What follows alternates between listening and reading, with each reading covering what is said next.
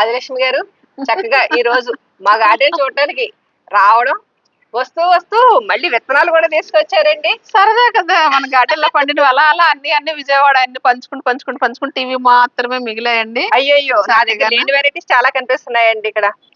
ముఖ్యంగా అండి ఇది జుకినీ కోసం నేను ట్రై చేస్తున్నాను. అలాగే ఇది ఏంటండి అన్నారు, బూడిద గుమ్మడి.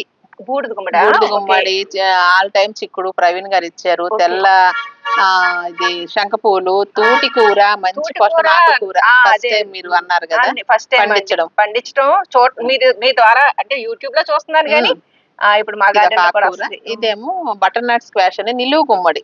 Butter not squash. ఇది తినేదండి, తినేది పులుసు పెట్టుకోవచ్చు, హల్వా చేసుకోవచ్చు.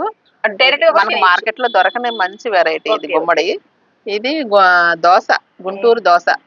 ఇదేదో పేరు చెప్పారండి, మంచి మునగనమాట.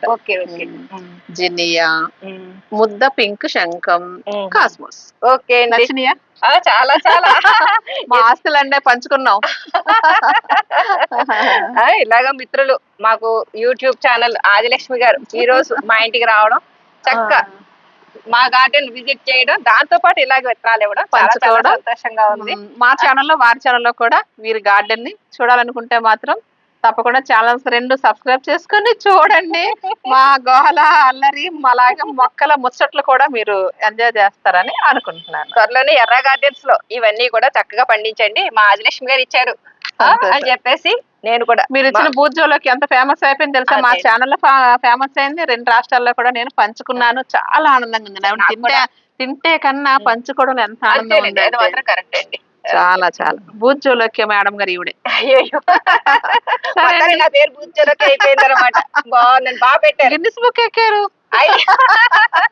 సరే సరే అండి, ఓకే, బై బై.